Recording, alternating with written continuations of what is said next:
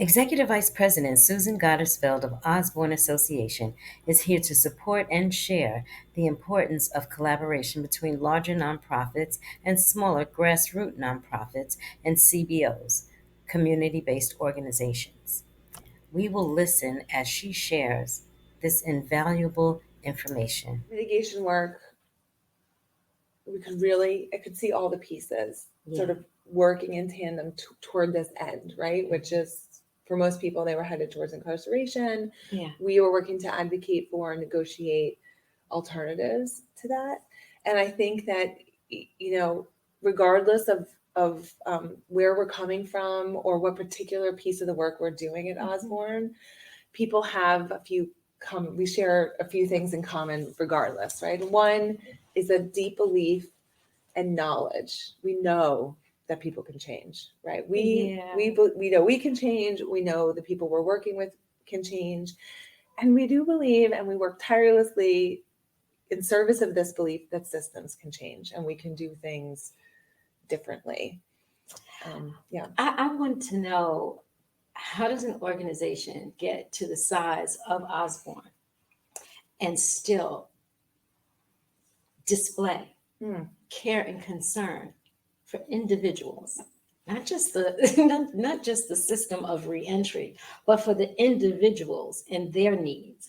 How does it remain in touch that way? I think that's part of our core values is, that we keep our word, that we believe individuals have the capacity to change, that we're unstoppable. So if somebody needs something, we're going to find a way. We're going to work with that person. We're going to find a way to get it. Again. Right. And I think we do that on the individual scale and we do that on the bigger scale, right? So the way that Osborne grew was it started with one program, which is the mitigation program that I started in way before I came here. So it's that program's been around for over 35 years at this point. And it was started to bring equity to defense, right? So people who were defended by the Legal Aid Society, for example, at that time, were given the benefit of a social worker because legal aid had a social work department. Mm-hmm. There is what's called 18B or assigned counsel defense also in New York State and New York City, where those are individual practitioners, those are individual attorneys who also take cases at arraignment. They're often working alone. They're not working as part of a big organization with a social work department. So people who were getting assigned 18B attorneys at arraignment weren't getting the benefit of a social worker, where people who were assigned to legal aid representation were. So our mitigation practice was developed to be the social work arm of those independent practitioners. And in that work, through mid to late 80s into the early 90s, we were seeing a lot of our participants coming before the court on charges related to substance use, possession, sale, crimes related to supporting substance use habits. And a lot of it was people who were using crack cocaine at that time. Substance use treatment providers weren't accepting people who were using crack cocaine at that time. There was a lot of stigma around that, a lot of fear, a lot of misunderstanding around thinking this is a different kind of addiction. And so our staff in the mitigation practice were saying we have lots of people who we're representing in front of the court who need substance use treatment. We're having a hard time getting them matched with that treatment. So we developed a treatment program, and that's El Rio. It's still operating now. And then in El Rio, people are saying, well, now our folks are getting well. They need support getting a job. We started our employment program. I love it. People said we need housing. We started our housing program. So, all of the parts of Osborne and all the ways and directions that our growth has happened has been informed, directed, requested by the people we're serving, by the communities we're working in, by the staff who are doing all that wonderful, wonderful hard work. And I think that's how we grew, but that's also how we maintain our focus on what's needed. We're listening, and then we're trying to respond. Awesome. So, yeah. I love it. And so what's your What fuels you? Like, what drives you? What gives you the most joy? Because I can see you light up at points in times when you talk about certain areas of it. Like, what gives you that? What compels you? Um, I think what compels me is, I mean, there's a lot of things. What gives me that spark of joy, Yeah. there's a lot of moments, but when I'm here and I see, I spend time with the residents, I spend time with the staff, and I see people living their lives fully. I see people having their own homes for the first time. Mhm. That's joy, right? Yeah. Walking out of prison Yeah. with someone as they take their first breath on the outside, having done hard work and changed and ready to live as a neighbor, right? That's a joyful Yeah. moment. Seeing a child connect with their incarcerated parent, that's a joyful moment. So I think, the opportunity, the work is hard. We have a lot of change that we want to see. Our staff and our services are dedicated to being with people in some of the hardest moments that Yeah. they'll face in their life. And those moments are tough, but the opportunities for joy are abundant, I would say. And I think Yeah. the Yeah. opportunity to do something new, to be creative, at Osborne, and this is part of what's keeps me so inspired over all these years, is we're always doing something new. Yeah. We're willing to try something that people are Awesome. telling us they need, that feels like the right thing to do. Most of the time it's worked out. I mean, truly, Right. which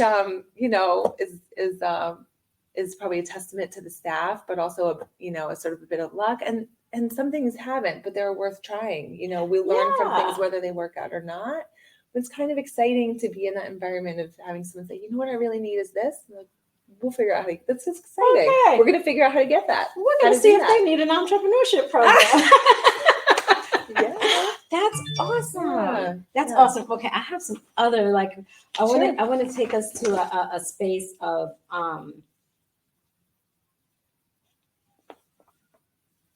the organization. Yeah. And specifically the challenges. Like, how would you rate the impact of the challenges that you faced in reentry? How do you specifically address these challenges that our returning citizens face? I mean, I think housing is probably always the number one challenge. And for a lot of people, where they're going to live long term is uncertain when they come home. And so we've been working to respond to that challenge on a few different levels. One is Osborne developing our own housing. Yeah. So we have permanent supported housing here at Marcus Garvey for people who are age 50 plus and returning from longer periods of incarceration. We are set within, I think, the next month to 6 weeks. I'm knocking on wood to be opening the Fulton Community Reentry Center, which is the redevelopment of the former Fulton Correctional Facility. So it was a prison. It was a New York State prison. It's in the Bronx near Crotona Park on Fulton Avenue.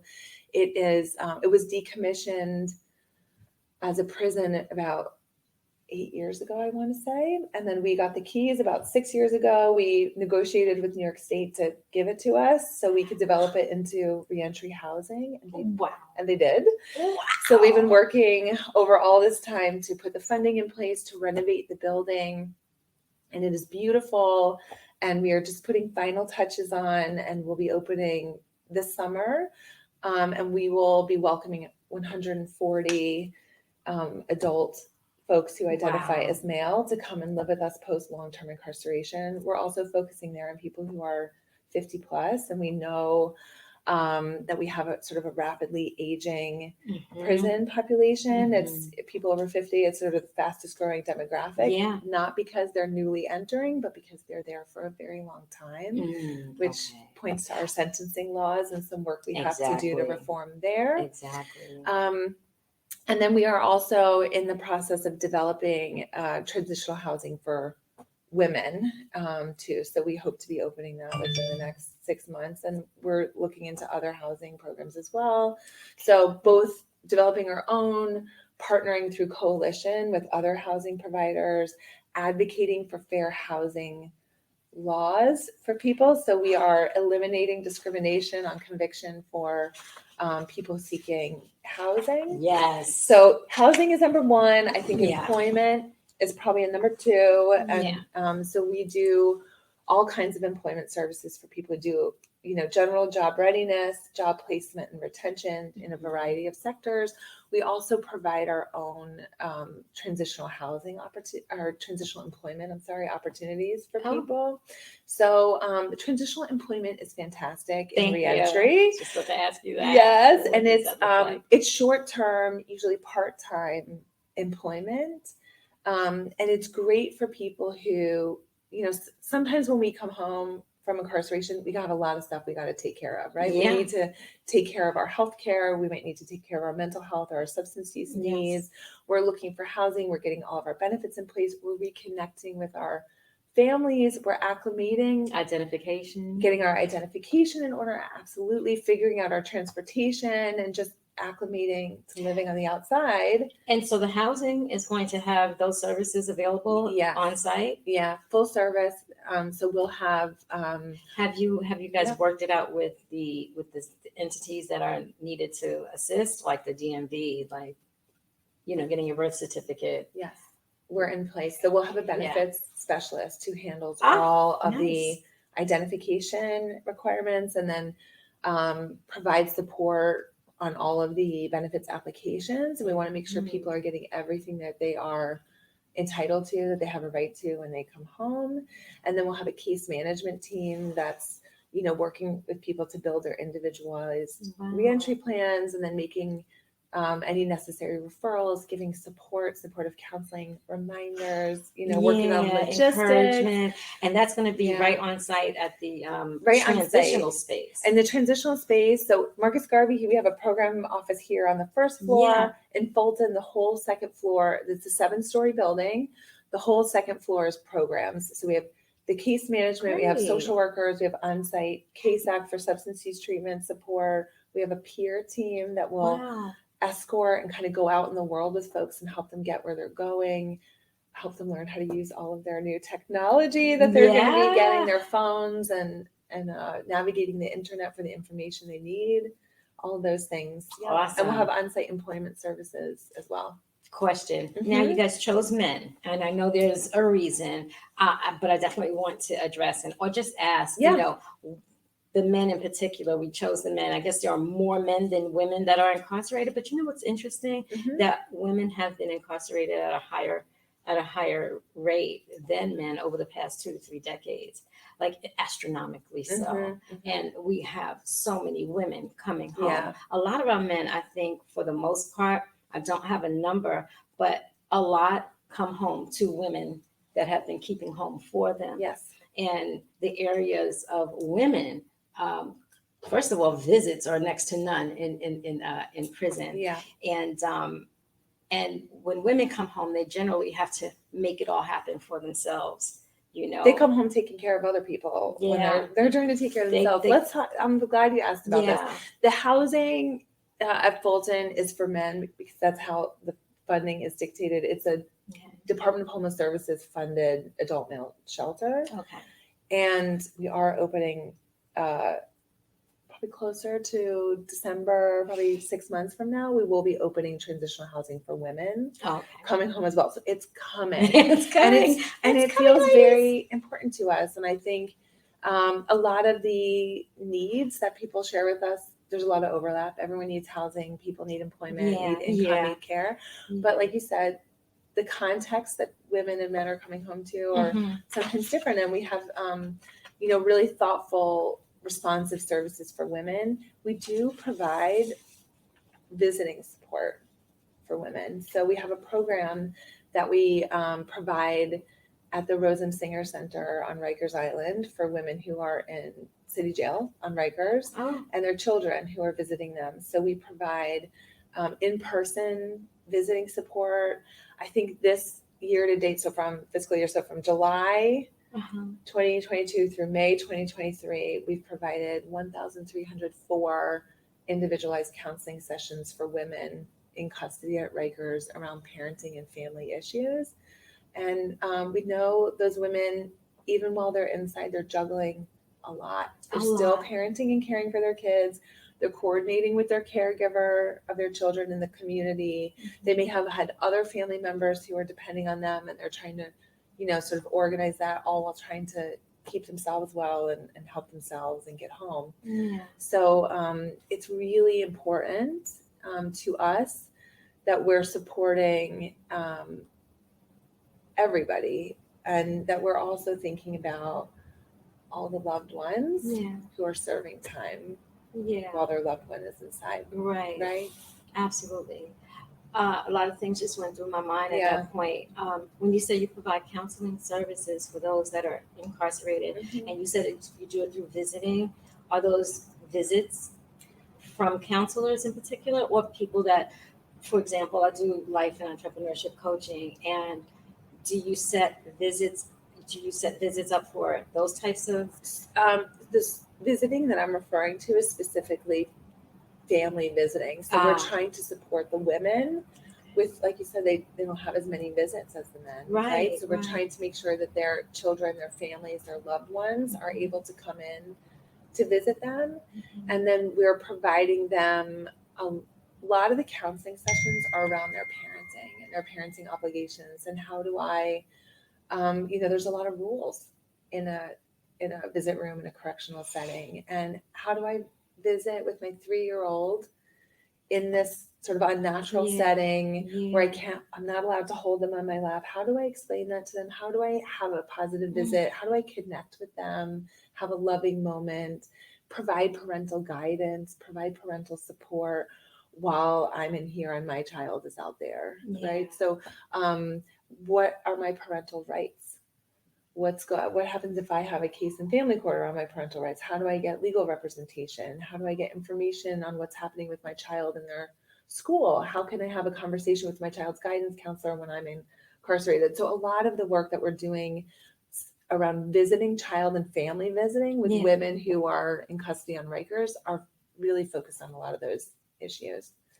And then we provide support in the visit room. So when children are coming to visit their moms or important grown-ups who are inside, we have activities. We keep, there's a children's center in the visiting room at the Rosenstinger Center with soft flooring and toys and books where the moms can get on the floor with their kids. They can pick them up. They can hold them. So we're making sure that we're there to support those kinds of connection activities and those moments for parent and child. That's really important. That's really important work. In a nutshell, there's so many places you can take that. There's so many people inside that need help, that need contact. It's like you really have to, as an organization, kind of decide where you're going to be and hone in that space. And I think you guys do. I think what you guys do, it just resonates with me so much. And I think that's where I get emotional sometimes when people ask me about Osborne and the benefits in the nonprofit organizations, and because you get there's negative Nancy's everywhere. Sure. And people want to say, oh, well, I call and nobody answers. And where are you calling? Are you calling after 9 p.m.? Because Osborne answers the phone, and you do your best to help. And wow. So I want to talk about smaller grassroots organizations and how do you. Let me ask this question specifically. It says what I wrote was I wanted, because I was thinking about how smaller organizations can help. And do you find that smaller organizations can do you find collaborations with smaller organizations beneficial? Yes. And in what ways do you find them beneficial? Yes, and we love them. And in fact, over the last several years, we've made a commitment to have really informal collaborative partnerships and very formal contractual relationships with smaller organizations. I think there's so much power and loving power in hyperlocal grassroots neighborhood programs, and I think that one of the things we see, which I think is both beautiful and a bit of a problem, is that a lot of the folks who are doing that work on that level are doing it because they're personally compelled to do it. They have a personal reason. They see something in their community, whatever that community, however they're defining that, that compels them to be involved, that compels them to be a part of a solution. They generally know what the solution is better than most other folks. And a lot of times they're doing it for free, right? They're having some other job, they're doing it for free. And, one part of our commitment, is to partner in the way that best serves the people that we're aiming to serve, right? And the communities that we're aiming to serve. But another side of that commitment is to make space for those smaller organizations to be part of the nonprofit system if they want to be. And by that, I mean that the way that funding is set up, the way that funding is accessed, the timing upon which contracts are paid, for example, really leaves out grassroots organizations in a way that is, it's unfair, but it's wrong. And so, part of our commitment to partner with smaller grassroots organizations is to give them, as subcontractors, give them access to a funding system, like the city funding system, for example, right? City agencies put out RFPs. They put out, they'll fund great work, but to apply to that RFP, you need to know how to write a grant. You have to have the time, the energy, the experience. You're competing against other organizations, some of them large ones with infrastructure like Osborne or other ones, right? Then you need to collect data. You have to report on that data. And then you need to be able to go a long time without getting paid. So somehow you're still working for free. Right. Because oftentimes, using New York City as an example, contracts aren't executed for months and months into the fiscal year, and then the payments sort of start after that. So sometimes organizations are operating 6 to 11 months, so half or almost all the year without getting paid. That means you have to have some working capital, you have to have a credit line, you have to have some other funding to pay the bills, to pay your staff, to pay yourself, doing the hard work while you wait for the city to pay you back.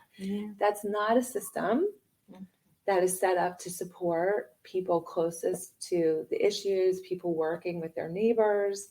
And so by inviting people in, offering subcontracts, both we're able to invite those organizations in sort of through us to participate in that system, to gain some experience, get that foot in the door and become more competitive for that funding. But also, we think we strengthen our work many times over by having their experience, their neighborhood connections, the trust. The trust that they bring to the people who live nearby, who know them from, different aspects of their lives. And so it's utterly important. And that's sort of how we're trying to partner and to be good partners and good neighbors. So so I'm taking it, it sounds like you guys are set up to do just that, to subcontract with. We are doing it. You are doing it. We are doing it. It's not easy because of the sort of the payment delays from the city, right? That's a real hardship for everyone, even big organizations like Osborne. So we're constantly having to navigate that. And depending on the organization and sort of where they are in their evolution, we also know, and part of that commitment has to be providing technical assistance, right? So if people are becoming a 501(c), if they are writing grant proposals for other funding, if they don't have an HR department yet, if often you have the leader is HR, they're the CEO, they're HR, they're the data person, they're the grant writer, they're the counselor, the facilitator, they do the janitorial, they're cleaning up at the end of the day, they're doing everything. And so part of the commitment is not just let's subcontract this contract and sort of be a conduit for funding, but let's make sure that we are resourced in a way that we can provide technical assistance and help you plan and grow and figure out sort of, what's going to help best. maybe a part-time bookkeeper is going to make all the difference, right? For that leader to be able to get a little breathing room and then grow that organization or strengthen it. And so we've done a lot of learning in our partnerships over the last few years, and we've gotten a lot of great feedback and a lot of good experience. And so the way we are thinking about ourselves as partners in that kind of relationship is also, we're growing and evolving. Like we're making mistakes and learning. So we think, we've learned we need a bit more capacity also to provide that technical assistance and that support when we are partnering with organizations that are early in their evolution. And so what criteria, what would be the criteria for a grassroots organization to be able to subcontract with an Osborne or Osborne? I mean, I think. And where do you go to find these subcontract availabilities? Oh, they're not really posted places, I think. Right. Yeah. I mean, usually, I think it depends on the lead organization. And I'm just saying lead in terms of the organization that is applying as the lead for the funding. You know what I mean? Okay. So I think it depends a lot on their philosophy and how they think about partnerships and subcontracts. We are seeing some more RFPs, particularly city RFPs that are requiring partnership with smaller or like very neighborhood based organizations, which I think is the right direction. So it encourages those subcontract relationships. We have committed ourselves to do this and to try this out. And so for us, whenever we are considering a funding opportunity, we're also thinking about who those partners might be and reaching out to them. Occasionally we get contacted, but more often than not, we're reaching out and sort of inviting somebody, are you interested in like trying this with us? And then we're thinking about together sort of shaping how that might look. And it's something I hope to see other organizations doing, but I do think those examples that we've seen over the last couple of years, particularly in city funding, requiring, and they might say something like, an example is, there must be one or more partners that has a total annual budget under X amount, so under $500,000 or something, like some guideline like that. And I think, the more we can see that, the more we'll see grassroots organizations getting a foot in the door. But the system has to change to make that viable for them, because just getting a foot in the door, if you don't get paid for 11 months, that's tough. That's real tough. What are you going to do? But we make it happen, right? And how do we do that? And I'm saying specifically to the people out there, because there are a lot, not just myself, but there are a lot of us returning citizens that come home, and we want to give back because we've seen from the inside what's missing and what's needed. And so for those of us that want to do that, it's easy to get discouraged, but don't give up. I just believe that as you continue forward, I know I started mine alone. I'm still basically alone, but there are people that come into your space that want to help.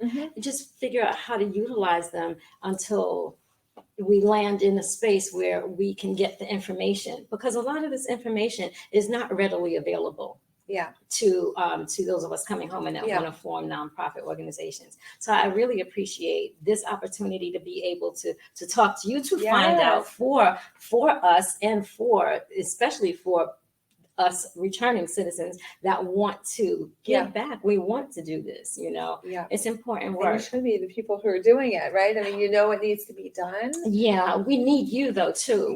We definitely need the ones that were not affected by incarceration. It's always yes, of course, we should be doing this work, or it's great. It's more effective. If you want to. And also you don't have to. You could do any other thing you want. You can have a business and it could be something else. But if you want to do this work, it's impactful that we do it. And it's also impactful that we have allies that that just want to be committed from their heart, because there are so many other things. You're so well qualified to do many other things. There's many other avenues and vehicles available to you. And yet you chose this. So there's got to be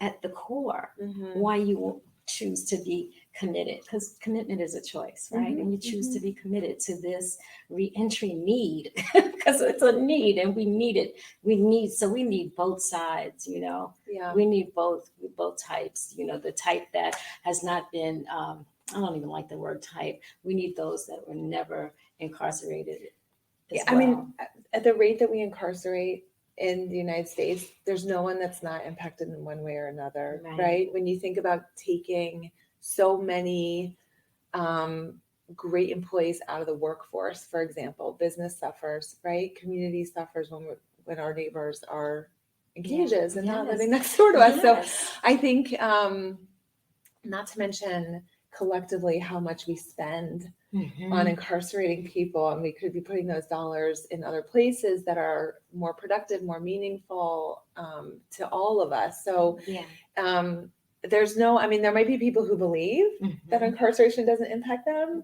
I'd be happy to argue, politely Listen, argue with them And you know what's so crazy? about that. I thought I was one of those people before my storm. I call it my storm. Mhm. I thought I was not impacted by Mhm. the carceral system or Mhm. the system because I was so focused and this is my business and this Yeah. is what I do and my little cocoon and Mhm. in my little side of the world. But we are all impacted by Yeah. this. And I guess that, and I'm just going to segue Mhm. really Mhm. quickly. But sometimes things happen, and they happen for the purpose of the greater good, Mhm. and not just for you. Mhm. Yes. And so, because I can tell you, I would not be sitting here if that storm had not happened to my life. There's no way. Mhm. I would not have. I wouldn't have been aware of the need. Mhm. Yeah. I really also would not have been aware of the injustices because we teach our children that bad people go to prison. Mhm. And we teach our children don't associate with those people. Mhm. And If you're in trouble, you must have done something. you must have done something. You must have done something. Yes, you must have done something, That's right? right. And Mhm. so, and stay away from those people. And oh my God, that whole narrative needs to be thrown out and revamped. And I don't mind being used as a gateway to making that change and to making that narrative something different. We need not tell our children that bad people are in prison, it's just wrong. Not for nothing else, but just to look at it logically, is whatever bad people that are in prison, more of them are coming home. More of them will be your neighbor.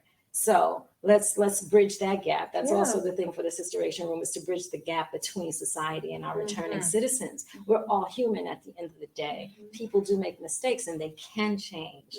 And your research shows that. Not only your research shows it, but experience shows it, because you've witnessed it. Yes. You've seen the successes. We have some of your We successes do. right here, and we're going to bring them on. Susan, oh my God, this is such an awesome. So much fun, Lynette. I chatting with you. appreciate this so much. This is just awesome. We're going to call her not just Susan's successes, but they love her, and I think Susan works more closely with the successes that we're about to bring in. But these are successes of the nonprofit sector. So if you are incarcerated or have been incarcerated or know someone that is incarcerated, please encourage them to get in touch with nonprofit organizations, because they really do help. You have to help yourself, of course, but they really do help. And so there it is. That's the nonprofit sector. Also, Osborne. Osborne's a great association to align yourself with for the same group of people. We're going to call Christina to bring everybody in, and so we can just have a moment. This is what we were talking about when we talk about Osborne and some of the successes that exist at Osborne. And Christina works very closely with Susan, and Miriam works very closely with Christina, and I work very closely with I think I'm just appreciative of what Osborne offers to the community of reentry, and this is what it looks like. Thank you, Lynette. Thank you. Very Thank proud you. to be part of this team together with Christina and Miriam and you. This is awesome. Thank you, Susan, so much for Thank being you. here. I appreciate you. Thank you for having we me. are honored. And thank you for shedding light on, what Osborne does. And I know that you are very busy. Look who's Shining talking. lights in all kinds of places that need it. So thank you for doing that, for your attention. Thank you. Appreciate it. Well, Sisteration Room, we will be back because we have another episode, and see you later.